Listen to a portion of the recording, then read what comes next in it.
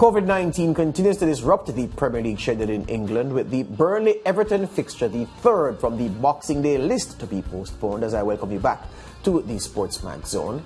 These are the games remaining on the schedule. So the top three games at the top of that graphic all called off because of Covid-19 issues. Leicester will travel to Man City. We're talking about the games that are still on.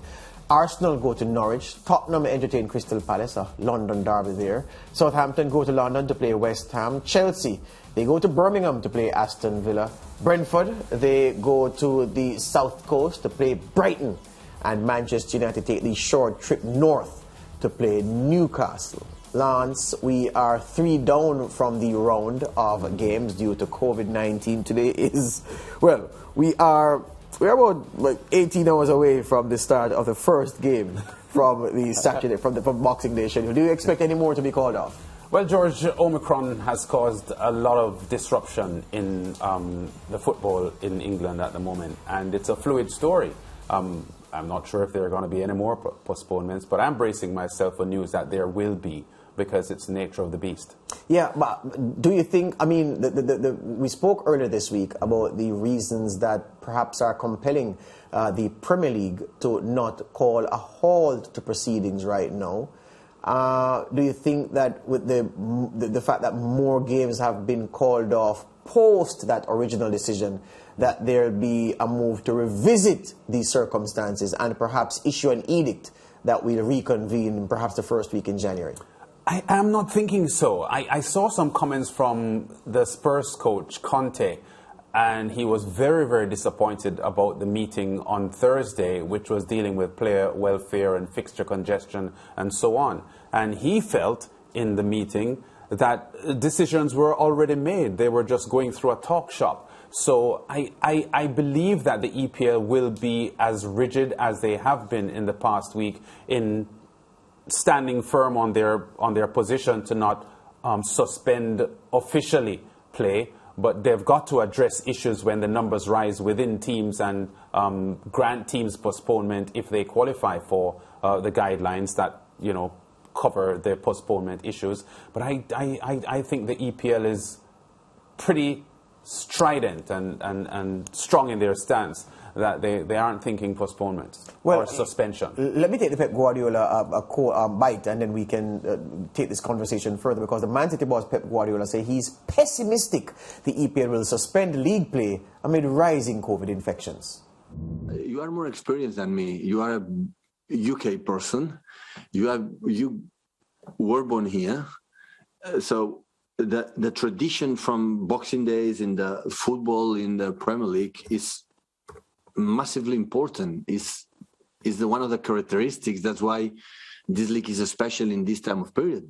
This is not going to be changed. So, and I said many times, I would love not change to play in this period a lot of games. I'm not approved to play after 2 days, but after 3 days, because it's tradition. 1 century ago, 2 centuries ago, Premier League always, the Boxing Days was so important. It was so nice for the families, go to all together to the stadiums. I can imagine 1st of January in London, Arsenal, Man City, 12:30. How nice will be the stadium with all the people.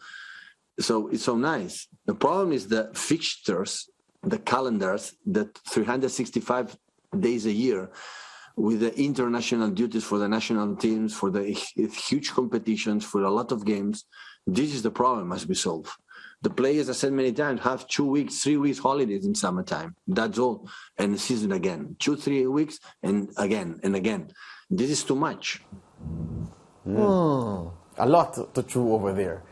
Fact is, you know, I can't be sympathetic for the clubs, Lance. I'm sorry. I thought about it at length. I can't be sympathetic. The squads are 23-man squads, the first teams.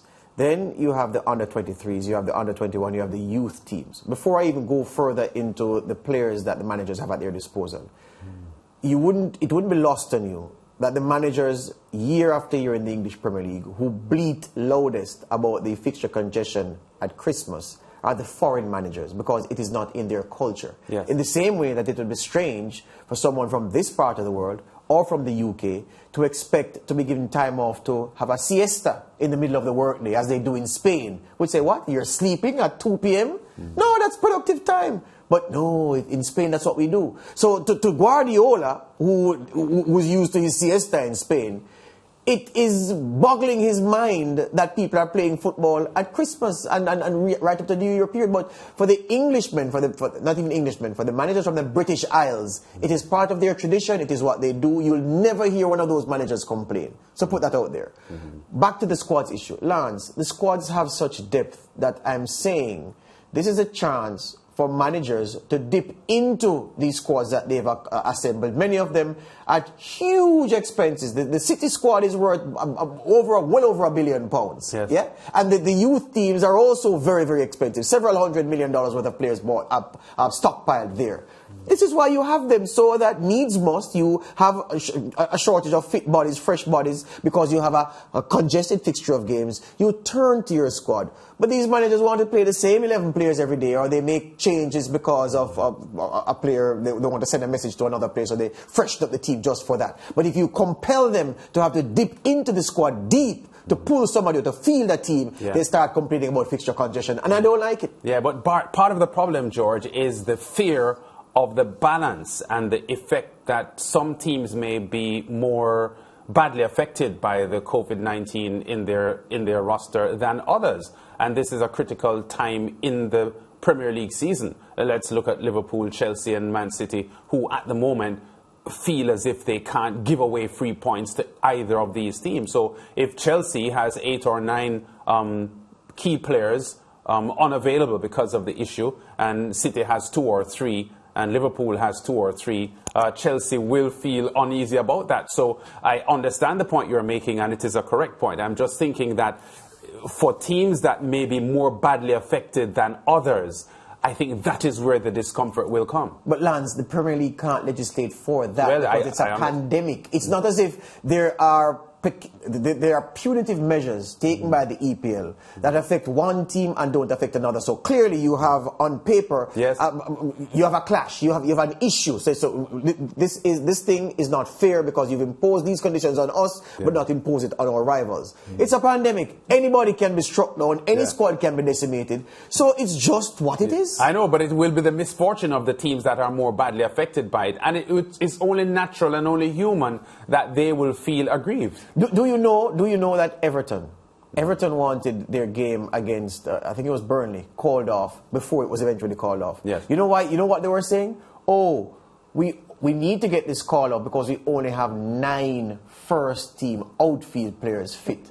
That's a lot. 9? That's a lot in these times. Lance, that's a lot because you need 1 goalkeeper to make 11, and another reserve player to make 1 goal to make 10, another player to make 11, and you have a first team. You fill up the bench with academy prospects or some men that are, Lance, there are some players at football clubs that you need binoculars to find on the bench. They've been there for so long. They've been goalkeepers in squads and have not played Premier League football for 3 years, and they've been on the bench every day. Yes. So I'm saying now is the chance to use up the squad. In concept, George, you're not wrong. I'm not saying you're wrong. In the concept of the context of your discussion is fine.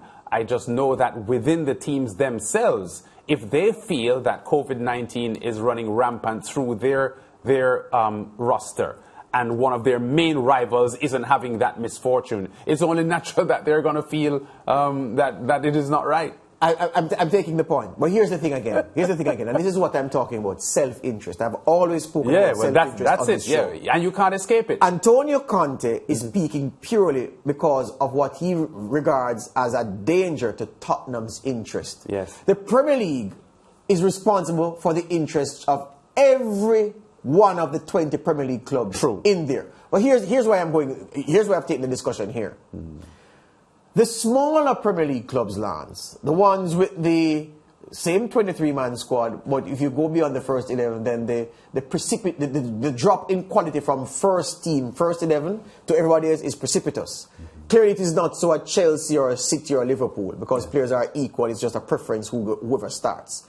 The smaller clubs in the Premier League, don't want the Premier League to reinstate the 5 substitutes rule in this COVID time because their squad is not that deep. The big clubs, the City, United, Chelsea, Liverpool, Arsenal, they want the 5 substitute rule reinstated. Yeah. Self-interest. What does the Premier League do? What does it do and who does it please? It can't please everybody.